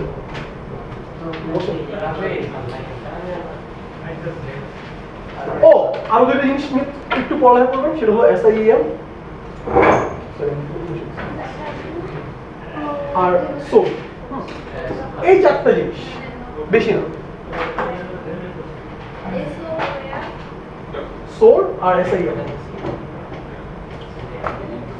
এগুলোর মধ্যে রিয়েল লাইফে কি টুল শুনি এগুলোর মধ্যে রিয়েল লাইফে কি টুল ইউজ করা হয়, এগুলোর মধ্যে কি কাজ হয়, ইভেন পারলে কিছু সফটওয়্যার নিজের সিস্টেম ইনস্টল করে আপনি কি দেখছেন বা কিভাবে কি কাজ করতে দেখছেন, আমার মেশিনের মধ্যে কি আছে, মেশিনের মধ্যে কি আপনি এই ফায়ারওয়ালের একটা ডিব্বা বসান নেই, but there is firewall in your machine, ওটা এনেবল আছে কিনা, ওটাতে কি ধরনের লকস ক্রিয়েট করে, এগুলো দেখেন, মজা পাবেন, and these are the practical things যেগুলো অ্যাকচুয়ালি রিয়েল লাইফে ইউজ হয়। হ্যাঁ,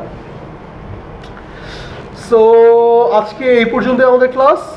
কারো কোনো কোশ্চেন আছে জনগণ? স্যার টিম বি এর কাজটা একটু বুঝাই দেন। টিম বি এর কাজটা